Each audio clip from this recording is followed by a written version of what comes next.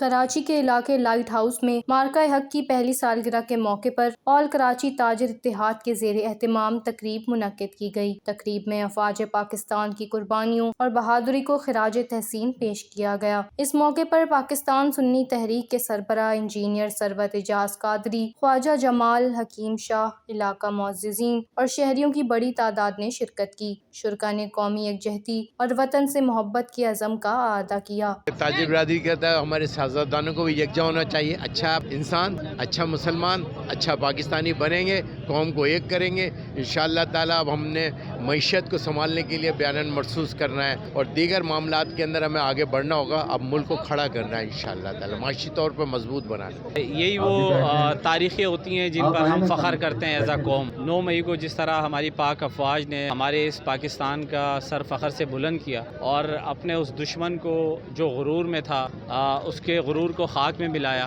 اور آج آپ دیکھ رہے ہیں کہ اس دن کے بعد سے جس طرح ہمارے فیلڈ مارشل کام کر رہے ہیں، وہ صرف ایک قوم کا یا پاکستان میں صرف نہیں بلکہ پوری دنیا میں آج پاکستان کے چرچے ہیں۔ پاکستان ہمیشہ پرامن رہا ہے، پاکستان ہمیشہ پوری دنیا میں امن کا پیغام دیا ہے، اور یہی وجہ ہے کہ آج پاکستان جو ہے وہ جنگ رکوا رہا ہے۔ پچھلے سال جو ہماری فوج نے ہماری پوری قوم کا سر فخر سے بلند کر دیا تھا، اس کو پورا 1 سال ہو گیا اور پوری پاکستانی قوم اپنی اس خوشی کو ایکسپریس کر رہی ہے، اور بزنس کمیونٹی ہمیشہ کی طرح اپنی پاک فوج کے ساتھ ہے اور ہمیشہ رہے گی انشاءاللہ، اور اللہ پاک ہماری پاک فوج کو اپنے سائے میں رکھے اور اسی طرح پاکستان کا نام سر بلند کرتے رہے۔ وش نیوز، کراچی۔